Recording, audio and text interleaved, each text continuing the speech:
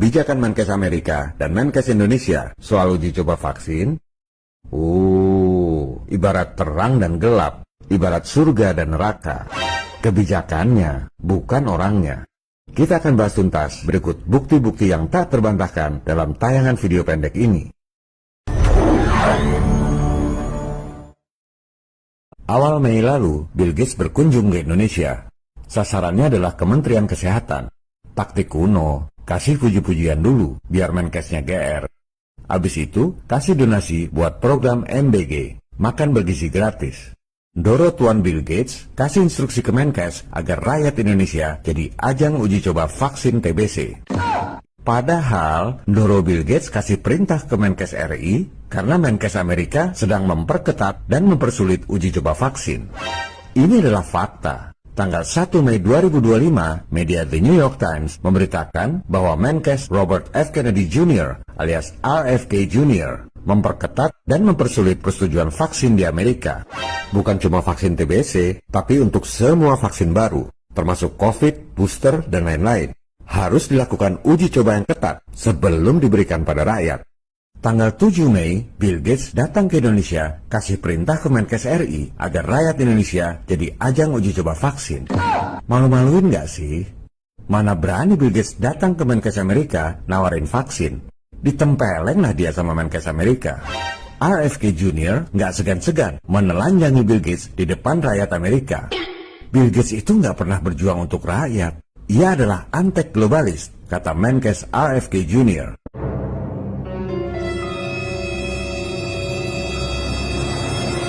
Halo, para pejabat di Indonesia, para dosen, para awak media. Wake up, janganlah bermental seperti orang jajahan. Dikit-dikit silo sama orang kaya.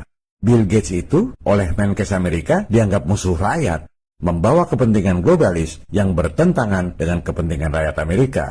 Masa di sini pada jilat sepatu antek globalis? Bill Gates nggak peduli sama rakyat Amerika, apalagi sama rakyat Indonesia. Di Amerika nggak laku itu Bill Gates, antek globalis, SPG, Illuminati, urusan vaksin.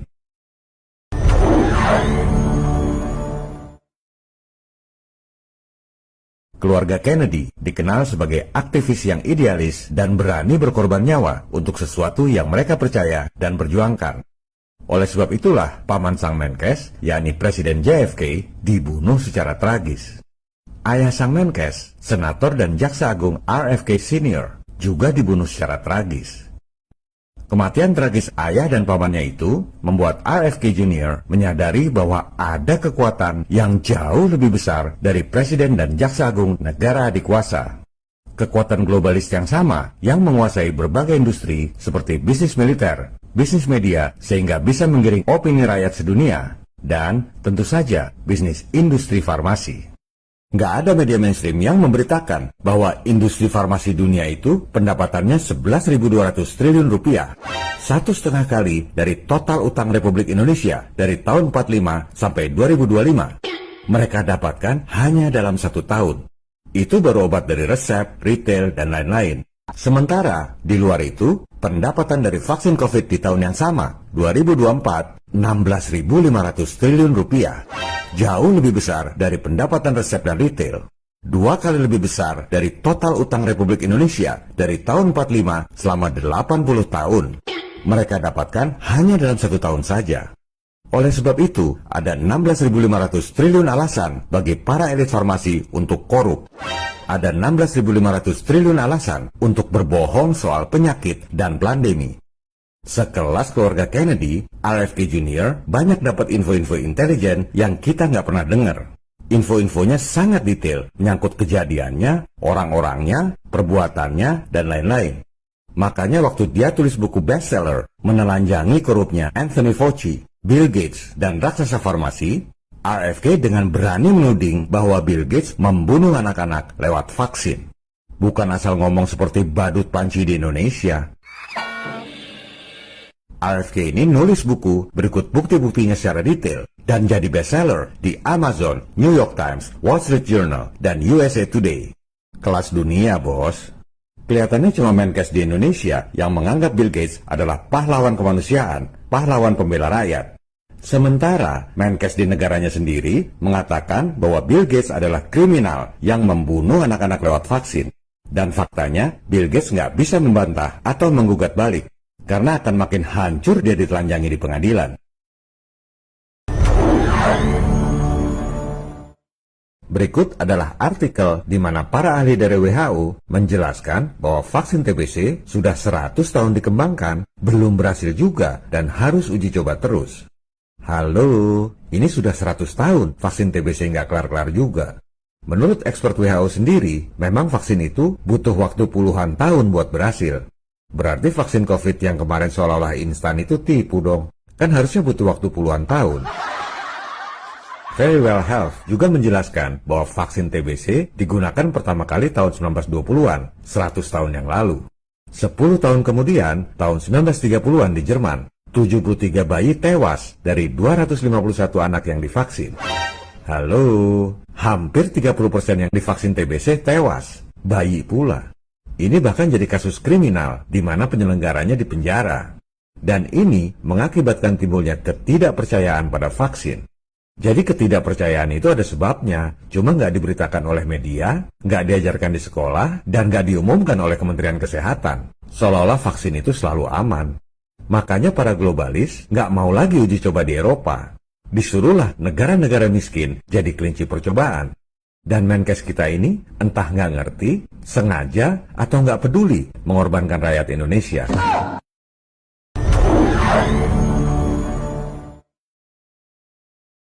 COVID berhenti kenapa? Vaksin. Karena vaksin. Jadi buat teman-teman ya, semua penyakit menular yang pernah menyerang kita secara drastis seperti cacar, COVID itu bisa berhenti karena ada vaksin. Bener nggak omongan Menkes bahwa COVID berhenti karena vaksin? Padahal WHO sendiri bilang vaksin tak akan menghentikan pandemi. Lebih parah lagi, The National Library of Medicine mengatakan vaksin bahkan tak bisa memperlambat evolusi virus SARS-CoV-2. Berarti omongan bahwa pandemi berhenti karena vaksin ngawur dong. Bertentangan dengan omongan bos-bos kesehatannya sendiri. Ini baru pemanasan, sekalian kita bongkar. Silakan Anda buka data COVID di WHO, kitab sucinya para ahli kesehatan. Indonesia katanya 75% penduduknya divaksin. Yang tercatat di sertifikat. Soal divaksin benar apa enggak ya kita nggak tahu. Kemudian kita ambil yang paling rendah tingkat vaksinasinya. Papua Nugini dan Yaman. Masing-masing cuma 4% penduduk yang divaksin. Itu sudah yang paling rendah. Kita catat ya, menurut WHO, Indonesia 75% penduduk divaksin. Papua Nugini dan Yaman masing-masing cuma 4% penduduk. Anda bandingkan dengan data dari Worldometer yang mengutip dari PBB Geoskim. Indonesia yang 75% penduduknya katanya divaksin, tingkat kematian COVID-nya 581 orang per 1 juta penduduk.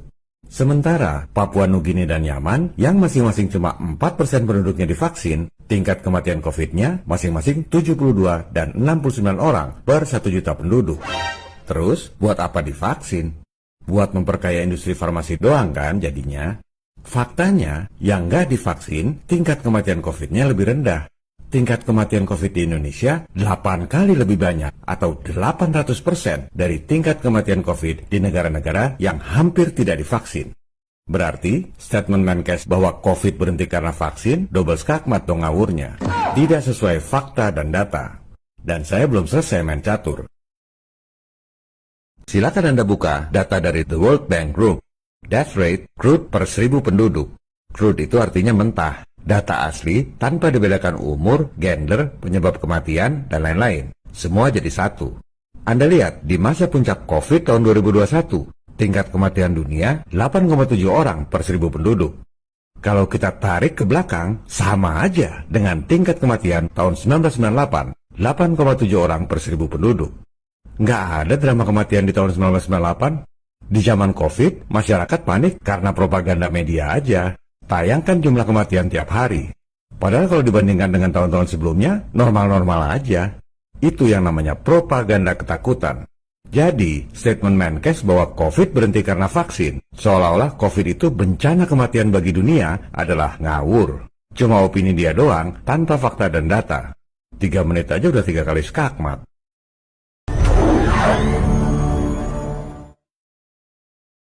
Ingat ya Pak, sekali lagi, Bapak akan berhadapan dengan Sang Pencipta yang menciptakan saya, rakyat Indonesia, dan Bapak sendiri.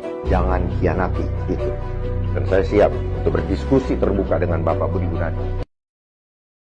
Hanya ada satu sikap terhadap program Menkes ini, tolak uji coba vaksin TBC. Apa pantasnya Menkes memasukkan Indonesia sebagai negara-negara miskin penerima uji coba vaksin bersama Afrika Selatan, Kenya, Zambia, dan Malawi, supaya hasilnya nanti bisa digunakan oleh negara-negara kaya dan maju. Ini adalah kebodohan yang luar biasa. Negara-negara tetangga kita, Singapura, Malaysia, Thailand, Filipina, bahkan Papua Nugini, gak ada yang sebodoh itu. Buat apa? Supaya dapat pujian dari majikannya, Bill Gates, yang oleh Menkes Amerika dianggap membunuh anak-anak lewat vaksin dan harus diselidiki tindak kriminalnya terkait COVID. Sebarkan video ini pada pemerintah, DPR, awak media, dan saudara-saudara kita tercinta untuk membangkitkan kesadaran serta mencerdaskan kehidupan bangsa. Rakyat akan bersatu, termasuk turun ke jalan untuk melawan dan menentang kebijakan cari muka pada asing dengan mengorbankan kesehatan dan jiwa rakyat. Viva Republik Indonesia. Salam People Power.